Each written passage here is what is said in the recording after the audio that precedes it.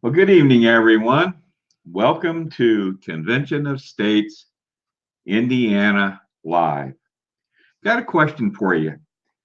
Do you think we have a big problem with our federal government in Washington, D.C.? Well, if you're like me, you think we do. But tonight, we're going to give you a solution as big as the problem. Well, I want to welcome all of you again to, as soon as I get myself up here. Where am I? There I am. Okay. I've lost myself here. Okay, folks, hold on. I'm coming.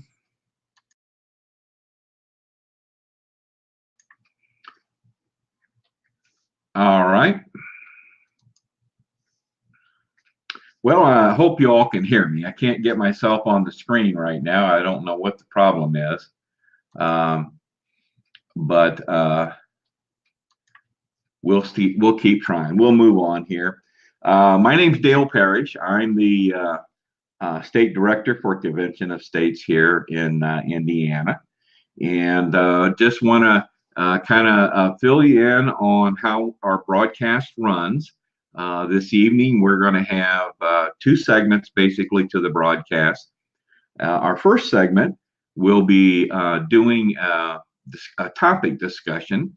Going to bring in our state legislative liaison, Paul Phillips, and we'll be talking about the characteristics of a good amendment. So I hope you all will find that very interesting. Then after our topic discussion, Paul will go away and I will discuss with you then, bring you up to date on some numbers for the state of Indiana.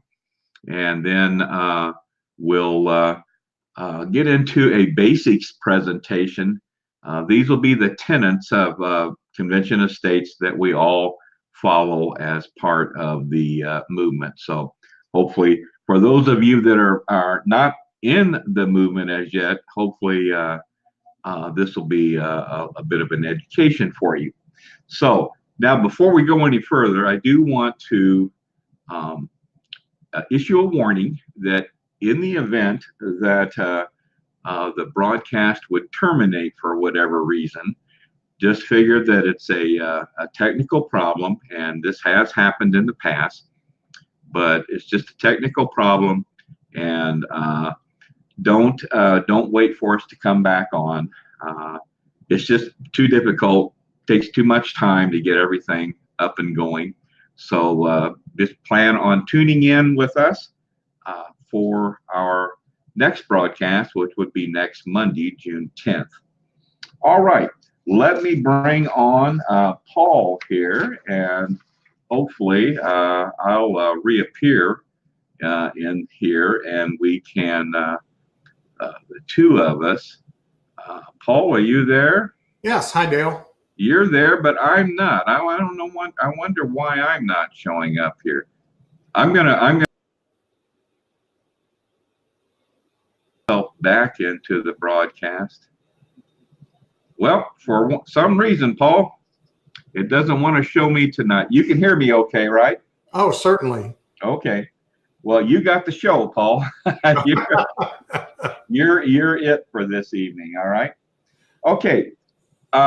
We're going to talk tonight about the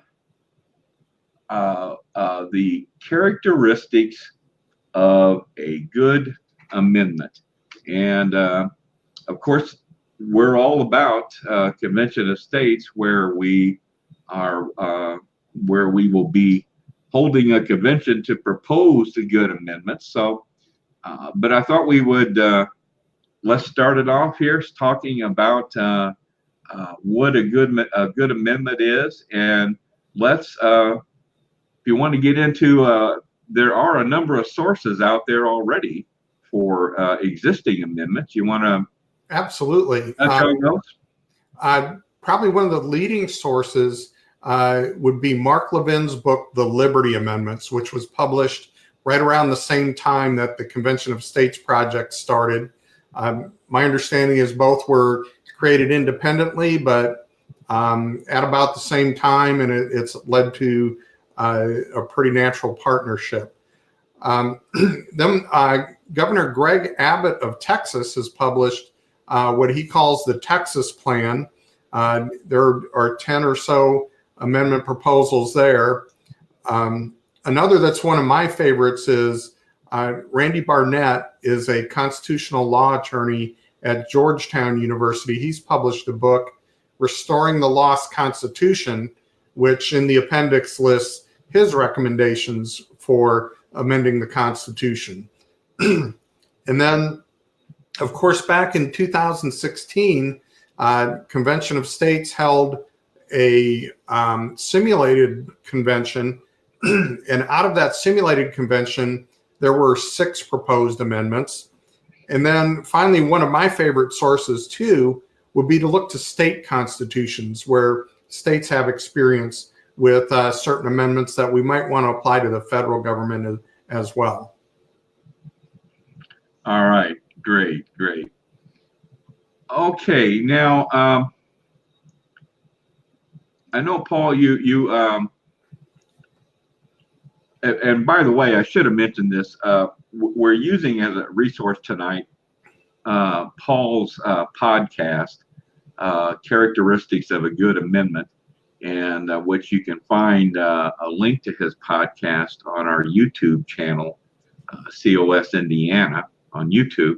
But Paul, you go through in your podcast, you go through the criteria that you set forth for what you think needs to be there to determine to make a good amendment. So you want to talk to us about the criteria that you've set forth. Sure. So as I was thinking about all of the amendments that we could consider, I thought it might be nice to lay some characteristics of what a good amendment would be. And I came up with 5 criteria or characteristics. And the first one is pretty straightforward. And that is that an amendment needs to be germane to the application. And what that means is it has to fit within the Convention of States application. So our application for a convention says we want to hold a convention to talk about amendments in 3 subject matter areas. One is placing fiscal restraints on the federal government. A second is limiting the power and jurisdiction of the federal government. And the third is establishing term limits for federal officials. And that would be Congress, the Supreme Court, and appointed officials in the executive branch. So any proposed amendments have to pertain to those 3 areas. That's the subject matter of the application, correct. Right? So you have to look at that amendment, and it has to fit into one of those 3 categories. So let's use an example, something pretty extreme here. Let's say somebody comes along and proposes, I want to repeal the Second Amendment. Well, we take that proposal and say, is that about placing a fiscal restraint on the federal government? I think the answer is a clear no there. Is that about limiting the power and jurisdiction of the federal government? I would say no, that's limiting people's rights. And then third, is this about term limits? The answer is no. So that proposal would not be germane and therefore could not be discussed at the convention. All right.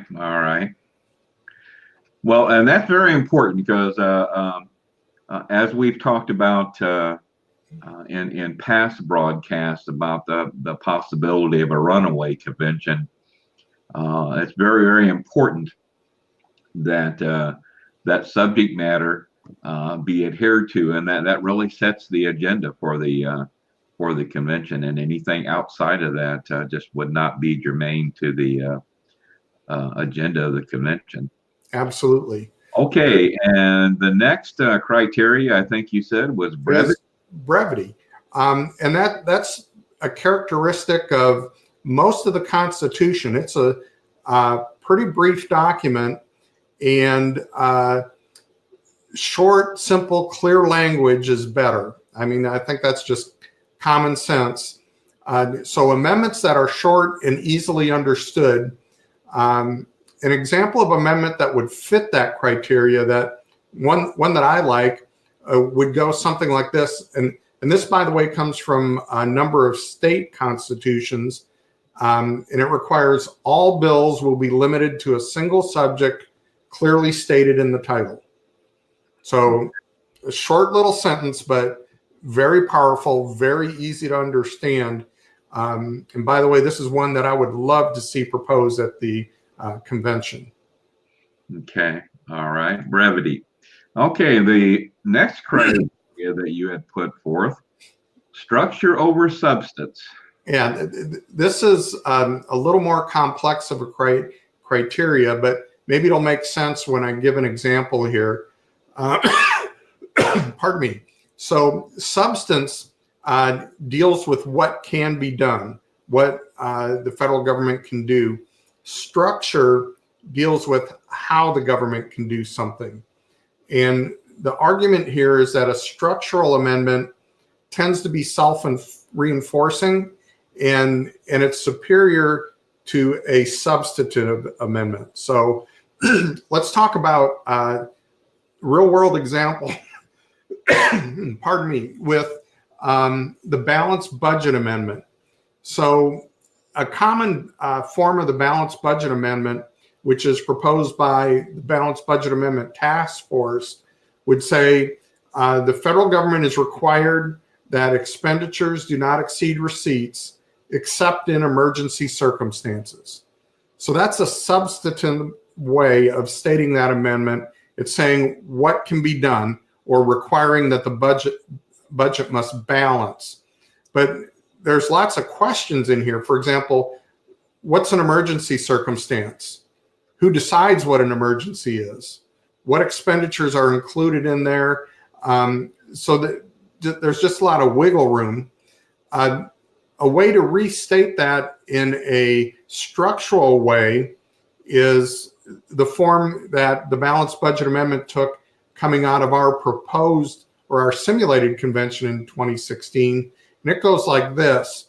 It requires a 2/3 recorded vote in both House and the Senate to increase the national debt, and only for 1 year. So that's it's saying how you spend more or you don't balance the budget. It requires a 2/3 vote. That's pretty straightforward. It's kind of self-reinforcing in that way, as opposed to the other version, which says that the budget has to balance except in emergency circumstance. If the government doesn't balance, somebody's got to sue or take that to court and get it settled to decide what they did, and what a remedy might be.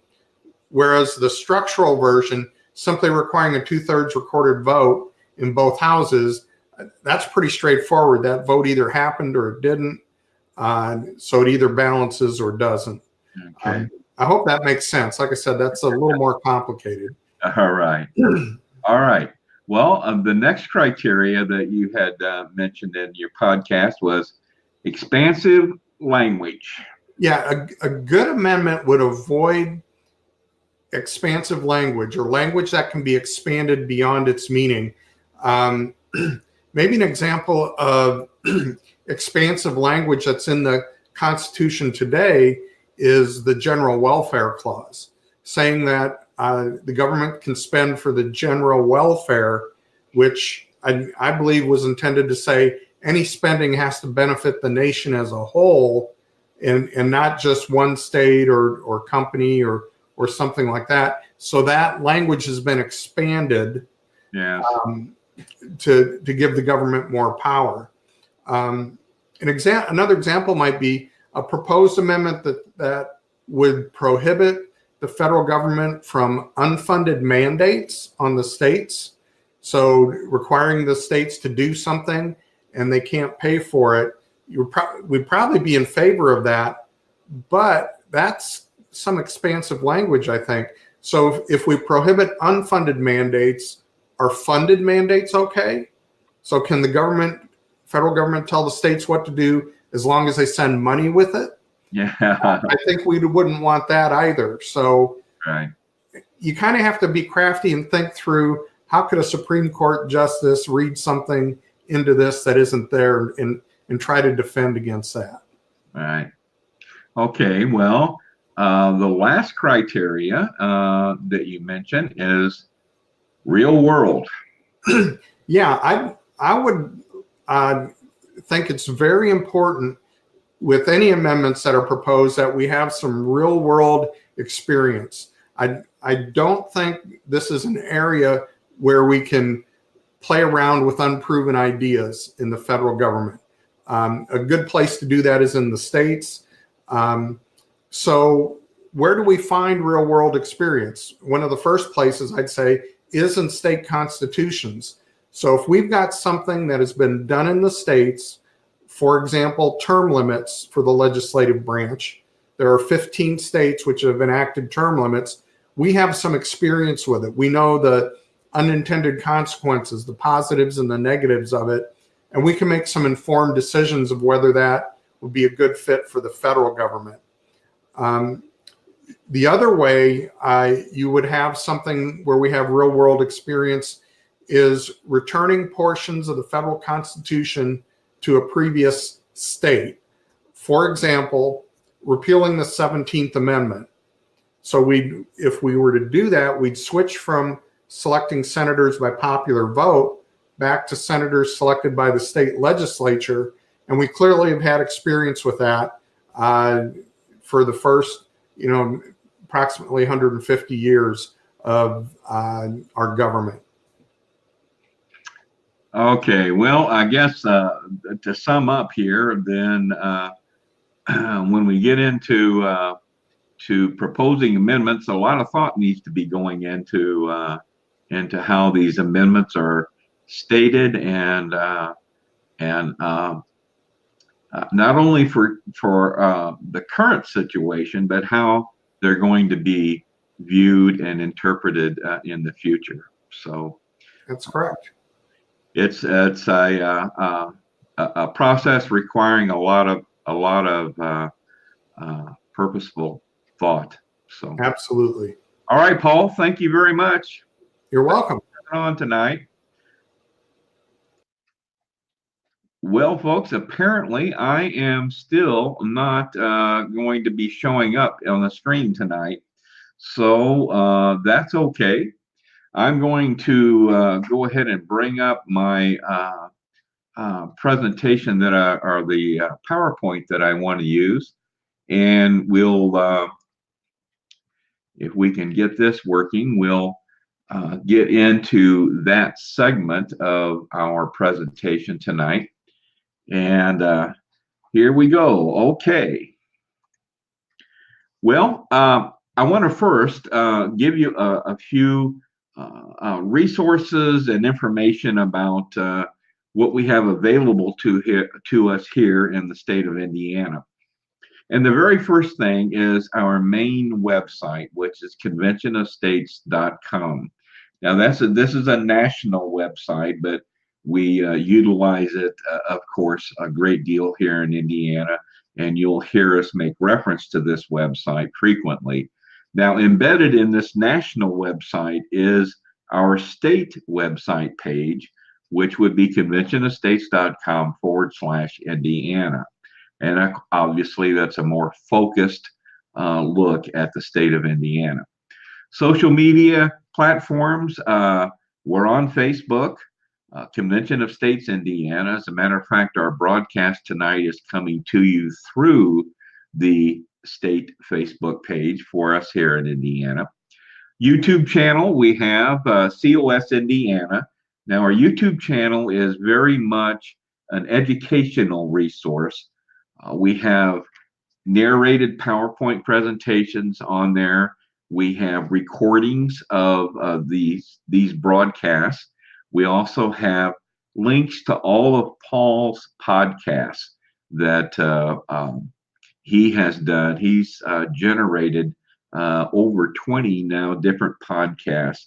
And of course, we utilize those a great deal as resources for many of our topic discussions that we do here on our broadcast, as we did this evening. We're also on Twitter, hashtag COS Indiana. We're on Instagram, Convention of States Indiana. We're establishing a LinkedIn platform or presence, and we have some other social media platforms that we're working on. So more will be coming in the list of resources that we have available to us here in Indiana. Just some numbers real quickly. Last year in Indiana, we surpassed 30,000 supporters for Convention of States. We have been growing tremendously here in the state of Indiana at an annual rate of about 40%. So given that growth rate, we're looking at, in 2019, we're looking at a goal of 40,000 supporters, and we're well on track to achieving that goal. About 2,900 individuals have expressed a willingness to volunteer if called upon. And then we also have about 40 individuals right now in a leadership role of some type or another here in our state. And we're always looking for more people to step into leadership roles. So if you have any inclination, any desire to get more involved in the Convention of States movement here in Indiana, go to our website, this national website, conventionofstates.com, click on the menu selection, take action, scroll down and look at the different volunteer opportunities that we have available. If one is of interest to you, open it up, read more about it. If you're still interested, go ahead and make application. You're not obligated in any way. But what this does is your name will then come up on a report that I will see as well as others. And one of us will be in contact with you then to discuss further your interest. So, as I said, if you've got any desire to get more involved, this is the way to do it. So go to that website and look at the different volunteer opportunities we have available for you. Well, let's get into the basics now of Convention of States. There are three tenets to this concept of the basics of Convention of States: the problem, the solution, and the plan. We're going to touch on each one of those very quickly this evening. The problem. What's the problem that we see? Well, the problem we see with our federal government, it's out of control, and the officials in our federal government lack the will and the courage to address some basic structural issues in our federal government. We refer to those issues as abuses by the federal government. Now, we're not blaming any one political party here. Both parties have contributed to this, and this has been going on for decades. This is not a current thing. This has been going on for a long time. So, abuses. Let's look at three abuses by the federal government that we see. The first is our national debt. If you follow this at all, you know it's in excess of $22 trillion. And that's just the debt. There's also unfunded liabilities that some say are in excess of $200 trillion. But it's a national debt, and very little is being done to address this abuse of the federal government. The second area has to do with the regulatory crisis, or the administrative state has become the fourth branch of government. And yes, I know the current administration has eliminated a number of regulations, but a great deal more needs to be done in this area, not only on existing regulations, but on the control mechanism on the creation as pertains to the creation of regulations. So, administrative state. Third abuse has to do with state sovereignty.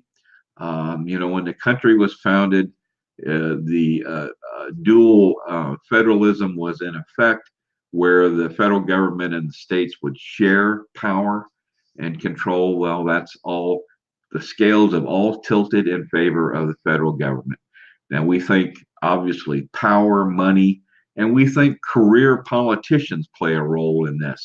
So that's the third abuse that we think needs to be addressed. Okay. Well, the solution. What's our solution?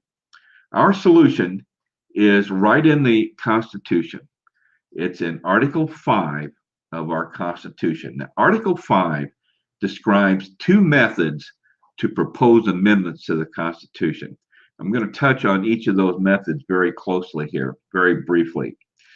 The first method is the method that we're used to have seen. We're aware of this one, and that's where 2/3 of Congress propose amendments.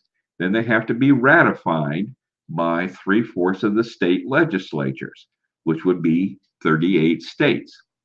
Any that are ratified would then become amendments to the Constitution.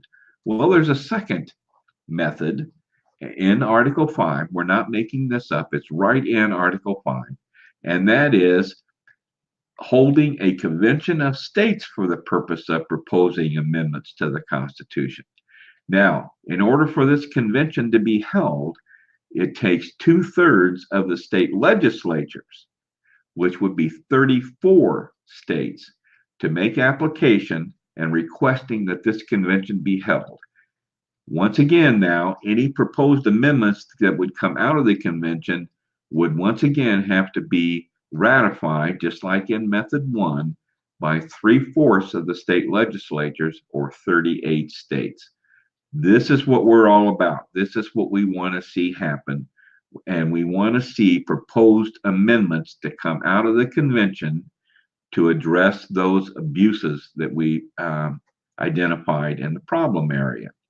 Okay, well, what's our plan? Our plan is broken down into two parts.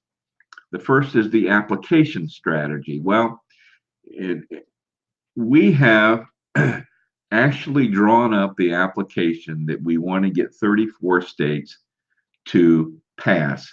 It's also referred to as the resolution. In that application, the subject matter, which determines the agenda of the convention, the subject matter would be fiscal restraints, limiting the power and jurisdiction of the federal government, and term limits. Those are the three areas in our application. See, all the applications have to be the same in order for a convention to be held. It's called aggregation. So we want all the applications to be the same and to address these three areas. So proposed amendments would address these three areas. The other part of our plan is mobilizing the grassroots. That's when I say grassroots, I'm talking about you, me, and our state legislators, mobilizing the grassroots to bring this about. As I mentioned earlier, we have over 30,000 supporters here in the state of Indiana. Nationwide, we just went over 3.9 million. We're now in all 50 states. So, folks, the momentum is really moving along to bring this about, and we would love to have your participation. So I look forward to seeing you get involved. All right. Well, let's go back, and I see if I'm still not showing on the screen. So I hope you can still hear me. All right. Well, let's start to wrap things up here this evening. What I do want to mention to you that on our next broadcast, which will be June 10th, a week from tonight, we are very, very pleased to have our first state legislator be on that broadcast. Paul and I will be interviewing this senator, and it'll be Senator Liz Brown from Senate District 15. And she has agreed to come on to our broadcast next Monday evening. So we're looking forward to being able to talk with her. And I hope you will find that interesting and you want to tune in and join us that evening. Okay, well, I want to wrap things up here. I'm going to try my best here. Well, that came up all right. Um, our president, Mark Meckler, has always said or stated a quote that I've always liked, and that is that um, there's a fundamental question facing our country, and that question is not what should we do.